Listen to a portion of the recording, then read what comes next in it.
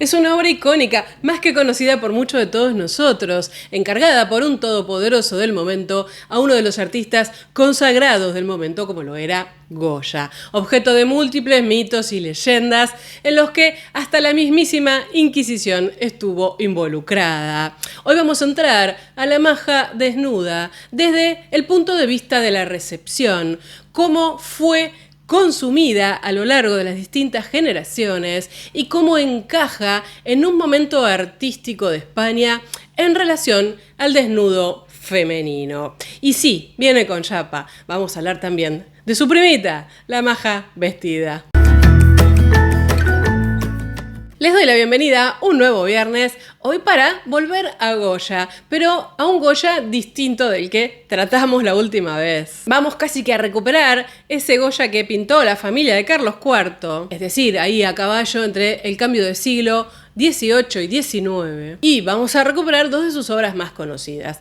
Ya saben, ¿no?, cómo tratamos de encarar las cosas en el canal. Cuando hay obras muy frecuentadas, muy habladas, muy estudiadas en algún punto, lo que trato siempre de proponerles es una mirada distinta, una mirada que aporte. Entonces, la propuesta de hoy, por supuesto, va a ir por conocer en profundidad las obras, es decir, la propuesta formal de las obras, tratar de entender las inspiraciones de Goya, tratar de entender este momento artístico de Goya, pero vamos a recuperar otras tantas cosas. Dije al inicio que íbamos a hablar un poco de su recepción. ¿Qué pasó con la imagen de las majas? ¿Cómo encajan en el sistema cultural del momento? ¿Y qué provocaron para las próximas generaciones? En función de eso, vamos a trabajar un poco los mitos, vamos a hablar incluso de falsificaciones y vamos a tratar de recuperar un poquito qué es lo que implicó la activación de la obra de Goya para construir un público bastante interesante. Así que ya mismo vamos a arrancar porque la cosa viene ambiciosa, como verán. Y vamos a empezar por la primera que le fue encargada, que es la maja desnuda, que junto a la maja vestida están las dos en el Museo del Prado. Más o menos se data esta obra a partir de lo que sería el encargo a partir de 1795 y se entiende que está concluida como mínimo en 1800. Es un óleo sobre lienzo de un tamaño muy atractivo, 97 por 190, justamente porque tiene un formato apaisado y nos encontramos con un desnudo pleno, esta maja, con los brazos, ¿no?, entrecruzados detrás de la cabeza, reposando sobre un canapé de terciopelo verde, sobre una sábana y una almohada con encajes. Todo se ve muy delicado, ¿no? De hecho, se destacan las transparencias y las gradaciones tonales que Goya imprimió a esta pieza. Claramente es lo primero que nos propone y casi lo único que los propone, con lo cual había mucho para desarrollar ahí en términos pictóricos. Y la verdad es que es una postura bastante particular la que eligió Goya para este modelo. Por eso se cree que un poco recuerda, ¿no?, a una escultura clásica romana que hay en el propio Museo del Prado, que en ese momento estaba en las colecciones reales, que es esta Ariadna dormida, sobre todo por cierta frontalidad del cuerpo y la posición de los brazos, aunque la actitud de esta Ariadna es distinta, porque en esencia justamente está dormida, ¿no? Aún así vemos esta figura femenina que estaría yaciendo al aire libre, recostada sobre lo que nosotros intuimos que es un lecho casi de roca, ¿no? Lleva puesto un vestido, una tela, ¿no?, muy delicada, muy fina, que miren ustedes cómo se marcan los pliegues, que son deliciosos. La cabeza reclinada, con los ojos cerrados, los brazos flexionados, y responde a un tipo habitual en la escultura antigua, que es esta posición durmiente. Lo que tiene esta Ariadna y que nos va a interesar para pensar en la maja es lo difícil que fue su identificación, porque ¿qué nos dice que es Ariadna? Está muy despojada en algún punto de atributos. Es cierto que encontramos en ella un tipo de atuendo, una cinta, la cabellera un tanto suelta, que podría estar remitiendo a, en realidad, el culto a Dionisio, ¿no? Es decir, a las danzas báquicas. En ese sentido, bueno, siempre está la duda si también no se puede referir a una Ménade. ¿Por qué nos detuvimos un segundo en esta Ariadna? Porque la maja esa que tenemos adelante, ¿quién es? ¿Qué es? ¿Es una Venus? ¿Es Ariadna? ¿Es simplemente una mujer? Quiero decir, ¿hay una excusa mitológica para pintar esto? ¿O es un desnudo hecho y derecho, hiperreal, de una fulana que se puso ahí a modelar y nada más? ¿Estaban dadas las condiciones en ese momento cultural como para presentar una pieza así sin ninguna excusa que nos remitiera a una historia o una fábula? Bueno, volvamos a la maja.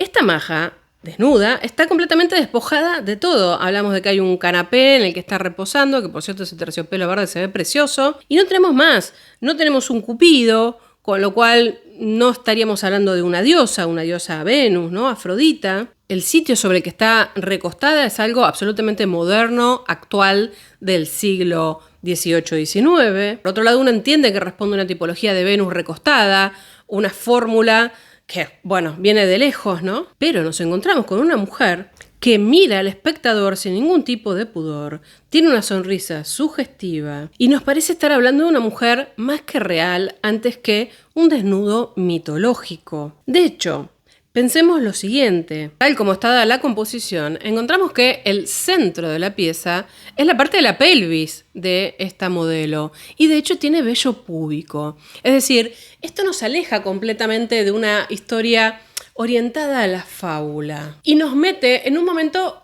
bastante particular. Por un lado, en el estilo de Goya, que muchos lo asocian con un estilo neoclásico. Ahora vamos a charlar un poquito de esto, porque es medio complicado. Y lo otro es que nos mete en el mundo del desnudo femenino casi pornográfico, es decir, erótico, si lo queremos decir de una manera elegante. Ahí no hay mucha cosa que nos remita a una historia. Vamos por el principio. Goya y el neoclasicismo. Sabemos que Goya pasó por muchos momentos en su larga producción. Él comienza, ¿no?, con un estilo mucho más orientado al rococó, con temáticas que tienen que ver con el rococó.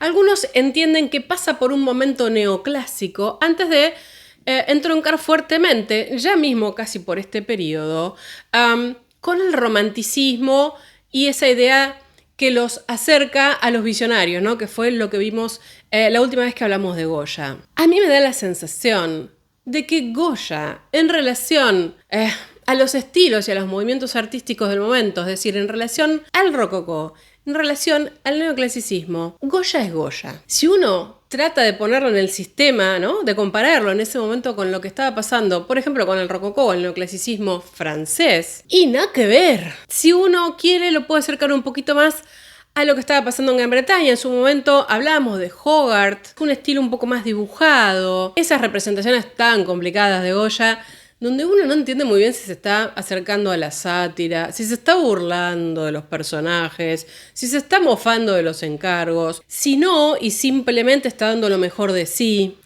No es tan fácil de encasillar a Goya. Por eso, bueno, se lo piensa siempre como un pintor moderno, ¿no? Yo no soy quien para discutir la capacidad técnica de Goya, ni mucho menos. Lo que sí me da la sensación es que no es un artista que esté anclado a un estilo.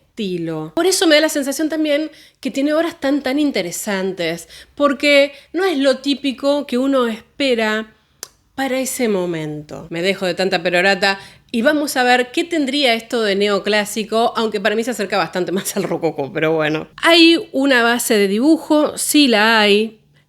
Creo que un poco el hecho de hacer un desnudo necesariamente hace que los artistas trabajen de una manera un poco más académica, y esto estaría más anclado con el neoclasicismo. Hay un trabajo de las tonalidades con una luz un poco más fría, algo, por supuesto, también muy neoclásico, que no se caracteriza ni por los colores hiperpotentes, ni por colores muy cálidos. Los colores cálidos remiten a muy otro estilo en términos generales. Ahora, el principio de retrato del modelo casi que no lo es. La anatomía está trabajada de una manera correcta, pero creo que un poco la temática responde más al rococó, aunque al ser un desnudo pleno, necesariamente se tiene que trabajar con un determinado canon y ciertas proporciones y mucho menos libertades plásticas. ¿Qué pasa con el desnudo?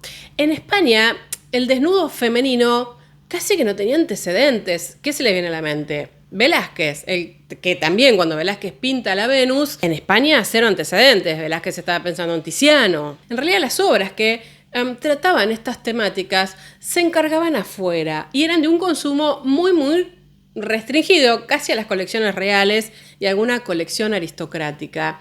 Porque también tenemos que pensar la fuerza de la Iglesia Católica, ¿no? Entonces, bueno, Felipe II le encargaba cositas así a Tiziano, pero después los tenía en un gabinete aparte, quiero decir, no era algo que se exhibía así nomás. Esto también repercute con los siglos, en que, por ejemplo, en la época de Goya, los artistas españoles que se formaban no accedieran a trabajar el desnudo como modelo vivo. Se hacía a través de esculturas, como se formaba en general a las mujeres en otros países, ¿no? En Francia, por ejemplo, las mujeres tenían que practicar el desnudo con esculturas, depende de qué momento del siglo, mientras que los hombres sí trabajaban con los modelos. En ese sentido, esta maja desnuda es casi una audacia total por parte de Goya. Audacia porque parece estar pintada de un modelo natural, da la sensación de que esta mujer es una mujer que estaba posando para Goya. Audacia por cierta impresión de realismo que vemos en sus facciones, en del vello púbico, por ejemplo, que mencionamos, cómo nos mira, cómo nos interpela. Y esa cosa tan de exhibición, ¿no? Levantar los brazos y ponerlos atrás de la cabeza, a la nuca, bueno, hace obviamente que sus pechos sean algo que llama la atención. Además de eso, Goya claramente la ilumina de una manera que contraste. Ven ustedes cómo provoca las sombras, con lo cual es un cuerpo que se nos viene, ¿no? Que se nos sale del cuadro, con el que podemos interactuar y ver rápidamente. Con lo cual hay una estética un poco mezclada, como decía yo, en cuanto a la temática y en cuanto a la técnica, ¿no? Rococó neoclasicismo, pero que habla de un atrevimiento en una sociedad que no frecuentaba este tipo de obras. Cuando uno ubica esta pieza en relación al momento artístico de Goya, entiende que está un poco a caballo, ¿no? Porque este es el momento en el que Goya pasa por su enfermedad, empieza a tener obra un poco más visionaria, un poco más dramática, un poco más crítica, pero uno relaciona esto con la mirada más diosochesca, ¿no? Más del siglo anterior. Ese Goya que pintaba las majas, los majos, y todas las dinámicas del pueblo con una mirada muy amable, muy risueña. Por eso muchos datan esta maja hacia 1795, por lo menos el encargo y cuando empezó a trabajarla, antes que hacia el 1800 y piquito, porque ya Goya había cambiado rotundamente. A mí igual me da la sensación de que Goya era un gran artista y de que conocía bien a sus comitentes. Con esto quiero decir que quizás sus intereses intelectuales y su producción artística podía ir por otro lado, pero eso no quita que pudiera responder a un encargo de este tipo. Sí es cierto que para esa fecha, 1795 más o menos, él entra en contacto con Godoy, quien sería el comitente de estas obras, ya le vamos a dedicar unas líneas a nuestro personaje, y momento en el que se encuentran también dibujos, ¿no?, de Goya un poco explorando el tema, con lo cual podría andar por ahí. Lo que nos habla también de un Goya preocupado por el tema. Dijimos, cero frecuentación del desnudo en la formación, en la tradición. Entonces, bueno, no es un desnudo tampoco muy erótico, muy atractivo. Uno mira la pieza, denota que hay una intención de ese orden por el atrevimiento, por la expresión, pero no le ve tanta sensualidad a esta mujer. Ese es el punto. Es más, creo que es una de las pocas obras de desnudo que hace que uno pueda disfrutar la técnica de Goya, ¿no? Tiene unas pinceladas muy bien trabajadas para lograr las carnaciones. Da la sensación de que Goya trabajó como muy a conciencia en esta obra, tratando de lograr lo que podía lograr, ¿no? Por ejemplo, el almohadoncito, esa sábana blanca, tiene un drapeado precioso, las distintas tonalidades de blanco que trabaja. Bueno, ¿no? Ahí es donde los impresionistas empiezan a entusiasmar en el futuro con la obra de Goya, porque justamente contrasta con esa piel tan lisa, ¿no? Donde no se ve la pincelada, no hay pincelada evidente ahí, porque se trata de lograr una carnación atractiva. Cuando uno observa esta obra, y ya lo vamos a ver con la siguiente, entiende que Goya estaba como muy entusiasmado con lo que tenía delante, muy focalizado, y queda muy prendado también de de esta modelo, ¿no? Que tiene una mirada tan penetrante que parecía realmente estar interactuando con el artista. Ahora bien, ¿cómo se veía esta obra en ese momento? ¿Quién podía acceder a verla? ¿Qué se pensaba sobre ella?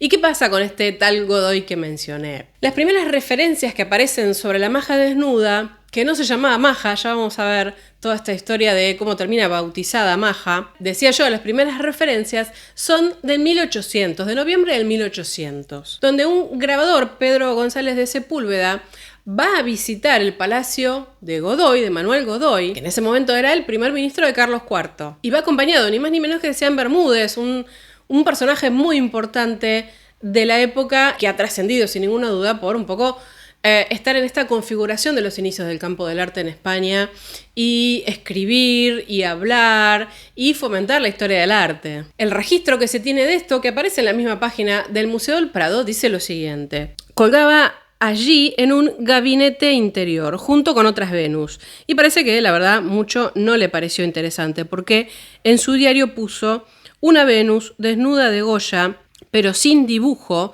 ni gracia en el colorido. Y el mismo Museo del Prado sostiene que la presencia de esta maja desnuda en el Palacio de Godoy está apoyada por una suerte de caricaturas que circulaban en ese momento, que se llamaban agipedobes, y que lo que hacían de alguna manera era ridiculizar a Godoy, que en ese momento ya era considerado el príncipe de la paz. Ahora les voy a contar por qué.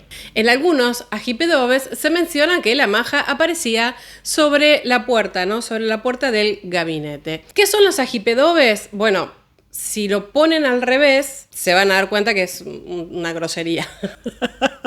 Vale decir cebo de... Hace referencia al semen. ¿A qué viene todo esto? A que, bueno, lo estaban destrozando a Godoy, porque ya saben, de esto hemos hablado en algún momento, se decía que era el amante de la reina y que de alguna manera sacaba provecho del bonachón de Carlos IV. Y traje un ejemplo solo para que entiendan a qué remitía esto de los agipedobes, en donde se hace referencia a, por supuesto, a la reina María Luisa, Mi puesto de almirante me lo dio Luisa Tonante. Agipedobes le doy. Considerad dónde estoy. Tengo con ella un enredo, soy yo más que más arredo. Bueno, hay publicaciones de estos agipedobes que circulaban por todos lados. Bueno, en atención a Godoy, ¿no? Que parecía como un advenedizo en el puesto, a pesar de que la crítica se divide. Por supuesto, se imaginarán que la mayoría de los ataques provenían de la Aristocracia, que lo veían como una revista.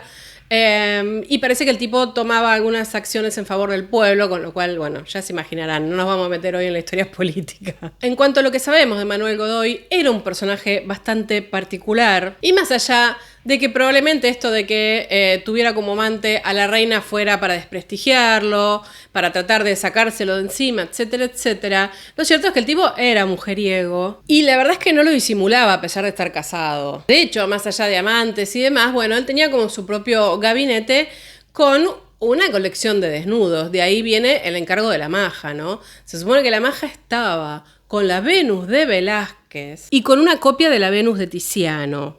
Con lo cual se imaginan que Godoy tenía cierto poder no solo para adquirir estas cosas, sino para, digamos, disfrutarlas de una manera que claramente hubiese sido reprochable, por ejemplo, por parte de la Iglesia. La verdad es que la España de fines del siglo XVIII, de inicios del XIX, bueno, era todo un hervidero, ¿no? Estaba Carlos IV en el trono, Fernando VII, ¿no? Ya se estaba preparando para tratar de tomar el poder lo antes posible, parece que le hacía un poco la vida complicada.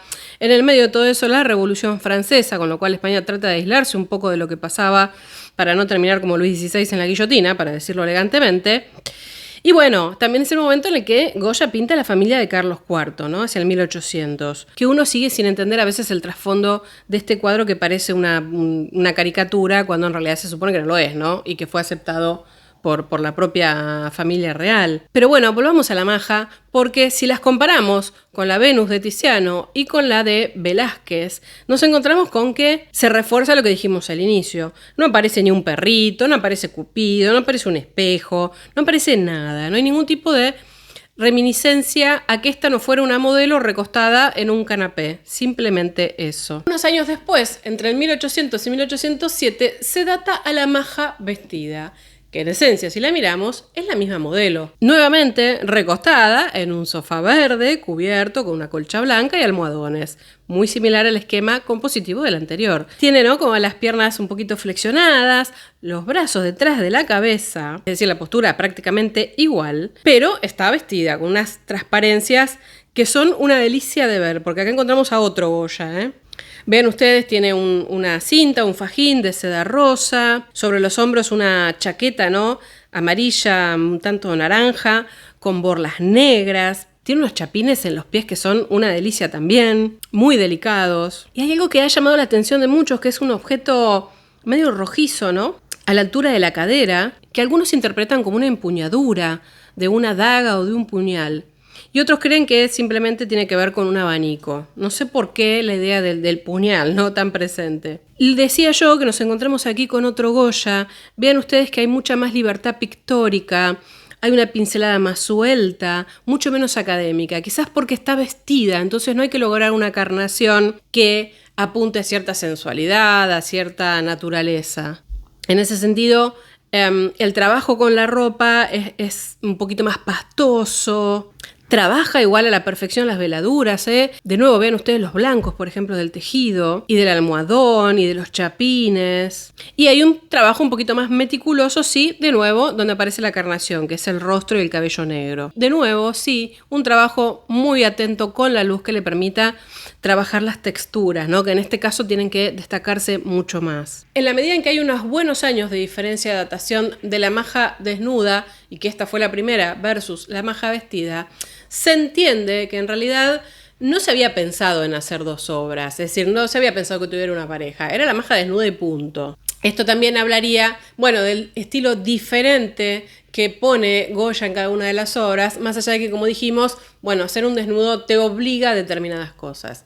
La maja vestida está mucho más cerca de los fusionamientos de otro Goya, ¿no?, mucho más suelto en la pincelada. Ahora, ¿por qué se cree que se pintó esta segunda maja? Bueno, hay alguna teoría bastante interesante que tiene que ver con la forma de exhibirlo en el gabinete. Joaquín Ezquerra del Vallo, en una investigación, en un libro que publicó, que es sobre la duquesa de Alba y Goya, cuenta que él cree que en realidad la que estaba exhibida habitualmente era la maja vestida y que por un mecanismo de cuerdas se subía, ¿no?, se levantaba y aparecía exactamente la misma mujer, pero desnuda, como una suerte de gracia de exhibición del momento. Ahora, antes de continuar con algunos entretelones, vamos a ver qué es esto de las majas, porque nadie nació sabiendo. A ver, las majas y los majos eran tipos populares, ¿no? Algunos lo asocian con tipos populares madrileños, pero no necesariamente se cierra a ello. Sí es cierto que entre los tipos populares madrileños, además de las majas, estaban los manolos, los chisperos, los chulapos, que además se subdividían en un montón, no nos vamos a meter en todo eso. Pero la verdad es que son tipos que se empiezan a conformar ya desde la época de Felipe II. Quiero decir, en el siglo XVI, cuando la corte se instala en Madrid. Y por supuesto, fueron adoptando determinadas características que hacen una cierta eclosión en el siglo XVIII, en donde ya se amplía el abanico, ¿no?, aparecen los chulos y las chulas, que igual eran chulapos antes, es decir, bueno, van evolucionando también en los nombres. La reivindicación de estos personajes populares va creciendo a medida que, bueno, España un poco va entrando en decadencia, es decir, después del siglo de oro español, digamos, el siglo XVII, ya el imperio entra en decadencia. Ya España se siente atrasada respecto de lo que va pasando en otros países, empieza a ser exotizada por esos otros países, por los británicos, por los franceses, cual orientalismo, como una variante del orientalismo, esto lo mencionamos un poco por arriba cuando hablamos justamente de orientalismo, y de alguna manera estos tipos muestran interés para el visitante extranjero que quiere ir a ver cómo era este país tan auténtico, ¿no?, que había quedado un poco en el tiempo, y también para la aristocracia de la propia España, que le parece una forma risueña que apuesta a una cierta identidad de una incipiente nación. Tal es así que, bueno, ya se empiezan a disfrazar, ¿no?, de majos y de majas, por ejemplo, para las fiestas, y empiezan a ser objeto del arte, ¿no? Tiepolo, Goya y tantos otros en lo que es la pintura, pero por supuesto también en la literatura, bueno, tomarán a estos personajes como algo característico, como algo típico español. Bueno, en su momento majos y majas estaban asociados a un determinado lugar, a un determinado barrio, villa donde vivían y se caracterizaban por sus ropajes atractivos, por su valentía. Y si nos vamos a un diccionario español como el de María Moliner, dice lo siguiente: se aplicaba a fines del siglo XVIII y principios del XIX y sigue empleándose, refiriéndose en aquella época a los artesanos de ciertos barrios de Madrid, llamados bajos, que en algún tiempo hacían vida aparte, hasta el punto de estar exentos del servicio militar. Y sobre esto, justamente, para traer una mirada de alguien de afuera, vamos a recuperar el testimonio de un embajador francés en España. Cuenta en 1788 Bourgoin: los majos son galanes de la clase baja, o más bien bravucones de pinta pomposa, grave y frígida. Su rostro medio oculto bajo un gorro rígido y pardo llamado montera delata un carácter de amenazante severidad o irascible, que a las personas bizarras les parece el más apropiado para imponer respeto y que ni siquiera en presencia de su amante se suaviza. Por su parte, las majas parecen haber hecho del descaro profesión. Lo licencioso de su conducta se manifiesta en sus actitudes, acciones y expresiones.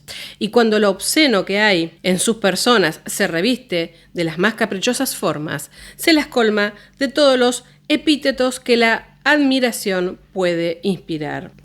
Este es el lado desagradable del cuadro.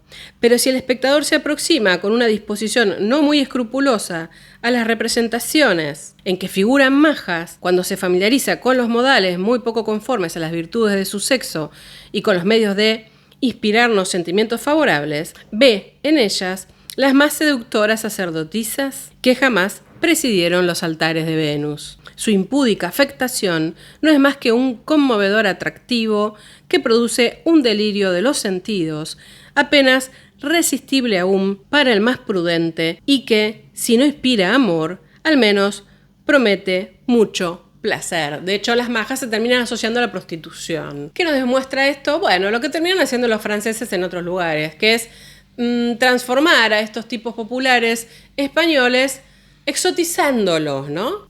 Volcándolos al orientalismo. Pero lo cierto es que las majas, los majos, los sans-culottes en Francia, los tipos también populares británicos son los que terminarán llevando adelante los grandes cambios políticos del momento, ¿eh? Y si volvemos a Goya, realmente él pintó muchos cuadros que hacen referencia a esta parte del pueblo, por supuesto por encargo de la aristocracia y de la monarquía, ¿no? En ese sentido, tanto los cartones para tapices como las majas que estamos viendo aquí, bueno, un poco Goya se atiene a la moda, era el momento en que recibía más encargos y estaba juntando dinerillo para vivir. Goya recupera como un también atractivo, exotizado, bueno, esta población marginada que andaba ahí suelta a su propio devenir. En ese sentido, bueno, también uno podría pensar que Goya de alguna manera se identificaba, ¿no? Con estos personajes que andaban ahí a su suerte, de alguna manera políticamente, incluso también psicológicamente, ¿no? Por eso también es bastante difícil a veces apreciar desde un punto de vista aristocrático estas dos majas, ¿no? Porque da la sensación, al pensarlo desde los tipos populares y sociales, que lo que se está haciendo ahí es como una suerte de explotación de estos personajes, ¿no? En este caso de la modelo. Es decir, lo que hace la aristocracia también es exotizar a su propia población, a la población de la que es parte. Y en ese sentido se la puede reflejar como uno quiere, incluso absolutamente desnuda. Porque uno podría entender, asumiendo que este cuadro se llama Maja desnuda, que de alguna manera se asume perfectamente lo poco morales que serían estas mujeres que vivían en estas zonas, ¿no? De hecho, vemos una modelo que sería desconocida, ya vamos a discutir todo esto, y que es un tipo de un cuerpo ordinario, común y corriente, no tiene nada de especial. Por eso muchos ven a este cuadro también en clave de ironía. Y de hecho, algunos especialistas, mirando en detalle, dicen, bueno, hay una disonancia entre cabeza y cuerpo, hay poco tratamiento o vago tratamiento del cuello, de los hombros, del pelo, como si no fuera tan importante. Y algo que yo marqué antes, la zona púbica, situada exactamente en el centro del cuadro, es una expresión, es un mensaje y hay una cierta mirada vulgar, en el sentido de que estaría así como más que ofrecida para el consumo del espectador. Ahora, por ejemplo, André Malraux dice, ok, Fragonard también pintaba, ¿no? Estas mujeres ahí desvergonzadamente para que se entreguen al espectador y que sean disfrutadas por el espectador. Pero entiende que hay una diferencia. Y lo voy a citar. Llama la atención sobre los aspectos menos psicológicos de su sexo, de su personalidad. En ese sentido, para él, la maja desnuda de Goya es una forma absolutamente machista de objetualizar la sexualidad femenina. No hay una complejidad en la psicología del personaje que nos presenta. Por eso, como recuperé yo en algún momento, para muchos es un ejercicio prácticamente pornográfico. Y de hecho algunos los ponen en contexto como una cierta ambivalencia de Goya, ¿no? Que no se sabe si está ironizando acá o no, en la medida en que este es el mismo momento que él empieza a dibujar los caprichos y tantos otros cuadros medios híbridos como La familia de Carlos IV, en donde empieza a satirizar a Godoy, a la clase política, a la aristocracia. Entonces está como en una zona medio de frontera. Este Goya, ¿no? Que empieza a estar en una situación un tanto ambivalente entre lo que él sentía que era el pueblo, lo que habría que recuperar, pero por otro lado lo que veía como grotesco, como brutal, y las afinidades con las ideas de la Ilustración francesa, ¿no?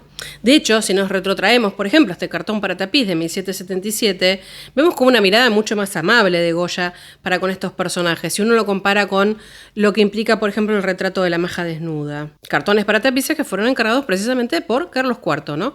Y María Luisa de Parma, su mujer, justamente en honor a estos tipos populares que estaban tan de moda en ese momento, todas las escenas campestres. Ahora, vamos a hablar un poquito de comitente, modelo, inquisición, exposición y recepción. Sabemos entonces que lo más probable es que las haya encargado Godoy porque estaban exhibidas en su palacio.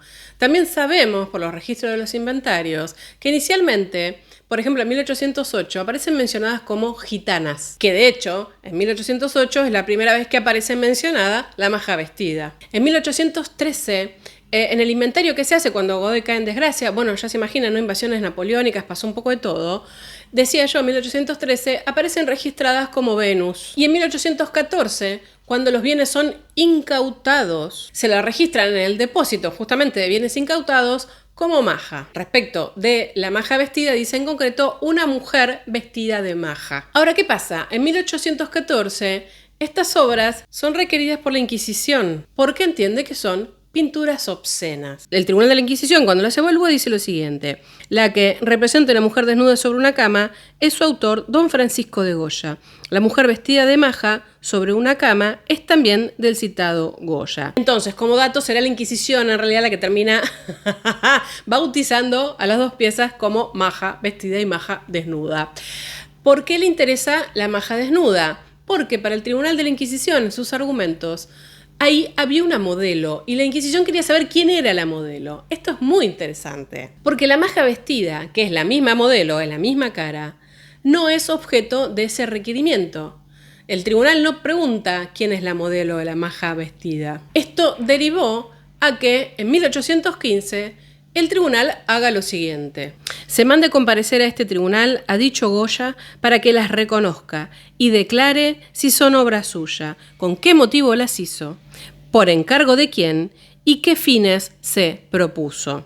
La verdad es que no hay registro de lo que respondió Goya. Sí sabemos que salió ileso, gracias a que el cardenal Luis María de Borbón medio que intercedió por él. Pero lo cierto es que las obras quedan incautadas, quedan en depósito, son guardadas en la Real Academia de San Fernando, en una sala de acceso restringido, y recién aparecen en el Museo del Prado exhibidas a inicios del siglo XX. En concreto, en 1901. Tenemos algunos testimonios de quienes pudieron o se acercaron a ver la obra en la Real Academia de San Fernando. Por ejemplo, Charles Iriarte en 1867 habla de que estas obras tienen una cierta reputación europea. Luis Viardot, ¿no?, cuando habla de los museos de España, también las menciona, dice que había visto la maja vestida y dice además, generando un problemón, que según él, la mujer representada allí era la duquesa de Alba. La duquesa de Alba muere en 1802, en su momento se lo vinculó a Goya como amante de la duquesa de Alba. Dichos iban y venían, la verdad, y honestamente, por la fecha en la que muere, claramente no se correspondía con una mujer juvenil, con un físico como el que se ve en la maja vestida y en la maja desnuda. La historia detrás de todo esto es que se creía que Goya lo había pintado para sí o para la duquesa, que era su amante, y que cuando ésta muere pasan como bienes a Manuel Godoy y por eso las tenía Godoy. Pero parece poco feliz que realmente primero una mujer de bien se exhibiera desnuda, por más que fuera su amante, y que le hicieran una pintura que después iba a quedar circulando por allí, además de que parecidos físicos casi que no hay. El mismo Iriarte, el que mencioné recién en 1867, que fue biógrafo de Goya, claramente se opone a esta idea y habla de la edad de la duquesa, habla justamente de los parecidos físicos que no existían y además, muy bien argumentado, dice, Godoy mostraba estas piezas. Se imaginan que si hubiese sido un retrato desnudo de una duquesa, no lo hubiese hecho. Y la verdad es que Godoy era un gran coleccionista de arte. Sabemos que frecuentaba esta temática, hablamos de la Venus de Velázquez, hablamos de la Venus de Tiziano, y en realidad será Pedro de Madrazo, hijo del director del Museo del Prado de mediados del siglo XIX, quien propondrá en algún momento como modelo a Pepita Tudó, que fue una de las amantes de Godoy, y que después se terminó casando igual con Godoy, ¿no? En efecto, Pepita Tudó, que será condesa de Castillo Fiel, va a morir muy longeva en 1869, con lo cual uno puede entender que para la época que pinta Goya esta obra podría haber sido la modelo. Y en relación a lo que se conoce de sus rasgos físicos y retratos de ella, bueno, hay un parecido. Incluso en algún momento también surgió toda una leyenda de que Goya en realidad había modificado los rasgos, había repintado rasgos para que no se pudiera identificar quién era la real modelo. Cuando se hicieron unas placas sobre la obra, bueno, se demuestra que esto no fue así, que el cuerpo se pintó de una vez y sin mayores alteraciones. En cualquier caso, lo que sí sabemos es que es una muchacha joven, dispuesta como modelo a exhibirse de una manera así muy provocativa, un tanto descarada, y que esto la convirtió en algún punto en un imán, porque dijimos, se empieza a exhibir al público amplio en el año 1901, pero vean ustedes, desde cuándo ya hay representaciones de las majas, sean desnudas o vestidas. Por supuesto, la reproducción de la maja vestida era de mucha más amplia circulación, ¿no? Por obvios motivos.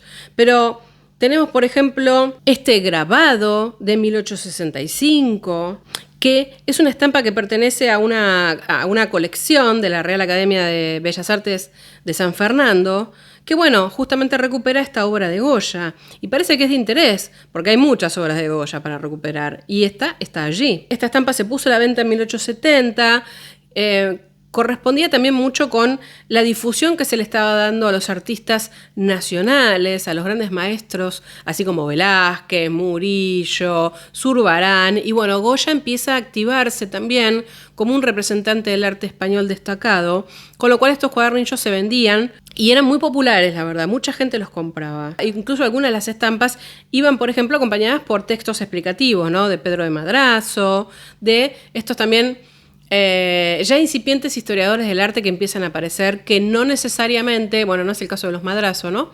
Pero que no necesariamente son artistas, a eso iba. Y es muy interesante porque así como Goya se esforzó mucho en grabar las obras de Velázquez, bueno, luego se hará lo mismo con su figura. Luego también la maja vestida de 1868, esta a mí me encanta, me fascina, fotografiada, ¿no? También momento en el que se empiezan a hacer registros fotográficos de las obras para difundir, en este caso de Juan Laurent y Minier, que aquí la vemos en el libro, pero vean ustedes la foto original, ¿no? La maja vestida sobre un caballete y al sol, en la Real Academia de San Fernando, porque todavía estaba guardada. Laurent tuvo una casa de comercialización de fotografías, de reproducciones de grandes obras de los maestros que había, por ejemplo, en el Museo del Prado y en su momento en el Museo de la Trinidad y en la Academia de San Fernando. Luego también, por ejemplo, tenemos esta de 1876, que es un aguafuerte. Como les digo, había una circulación muy importante de obras de arte en la segunda mitad del siglo XIX. Momento en el que, claro, se estaba consolidando también la idea de ir al museo, de ir a ver arte. Otra fototipia sobre cartulina. Esta, por ejemplo, hecha postal, una maravilla de las que circulaban en ese momento. Y luego también tenemos la historia de los sellos, de las estampillas, los sellos de correo. Y la más entretenida de todas, por supuesto, es la de la maja desnuda, que tiene Bueno, una serie de leyendas, algunas reales y otras no tanto. Se hicieron distintas series de la maja desnuda. En 1930 aparecen unos sellos de Correos de España con distintos valores, como ustedes estarán viendo en este momento, que están grabados por José Luis López Sánchez Toda. ¿Y quién está ahí? La maja desnuda, bastante especial para poner una mujer desnuda en un sello postal, la verdad. Con lo cual se imaginarán que estaba todo listo para el escándalo. Por supuesto, no fueron las únicas obras de Goya que llegaron a hacer estampillas, pero fue una idea bastante atractiva hacerla. Incluso habían preparado una de la maja vestida por si no lo aprobaban, entonces iban a salir con la maja vestida. Y también formaban parte de la exposición iberoamericana de Sevilla, que en realidad se hicieron para recaudar dinero, la verdad es esa. Porque también se habían hecho otros 13 sellos con grabados de los caprichos y los disparates. Hay una leyenda, y esta sí es verdad en realidad, de que la maja desnuda en realidad se mandó a imprimir en Londres, casi de forma privada y medio a las corridas. Y esto es cierto. Con lo cual se imprimen en Londres y luego son legitimadas por los Correos de España. Y también lo que es cierto es que la serie era cara para el momento. Un poco, bueno, con la idea de recaudar y, bueno, de hacerlas algo especial. Tenía un valor nominal bastante alto. La verdad es que se imaginan que hubo como una obsesión por hacerse con un sello de la maja desnuda, lo cual implicó que haya muchísimas falsificaciones. Y de hecho, la Asociación de Filatelia, ¿no?, de España hizo algunos estudios de cuáles son reales, de cuáles no, porque parece que se falsificó muchísimo. Y luego, algunas particularidades que no son tan así. Una mujer desnuda en un sello, eso no se hizo nunca. Sí, se había hecho ya. En algunos países, Francia, Portugal, aparecían mujeres desnudas. Es cierto que estuvieran desnudas en general remitía a una cosa muy alegórica, ¿no? Tipo la paz, la virtud, algún personaje mitológico. Ahora, una mujer recostada, completamente desnuda, sin remitir a otra cosa más que no fuera un retrato de Goya, bueno, era raro, eso sí es verdad. Y lo otro es el escandalete que se armó o no se armó. Es verdad que para la España católica ver un sello de Correos de una mujer desnuda era como un poquito fuerte. Incluso se imaginarán que esto dio origen a los debates de políticos del momento, ¿no?, de la degradación moral, etcétera, etcétera. Lo que sí no es cierto, y que en su momento circuló como una leyenda muy certera, es que estos sellos fueran rechazados cuando se enviaban al exterior. Algunos dicen no, porque en Estados Unidos devolvían los sellos que venían con una mujer desnuda. Si bien se recuperan algunos testimonios, como el que voy a leer, la verdad es que no implicó esto que se rechazaran las cartas. Por ejemplo, la revista Time puso en un momento, ¿no?, un cuadro indecente ya es suficiente mal, pero un sello cuyo reverso debe ser lamido. Millones de niños inocentes coleccionan sellos. Hay en ese sentido un trabajo bastante lindo que se los voy a pasar por acá sobre toda esta historia, que al que le interese por ahí incursionar más lo puede buscar, está disponible. Pero lo cierto es que se habló mucho de la maja desnuda que anduvo circulando en sellos postales por todo el mundo.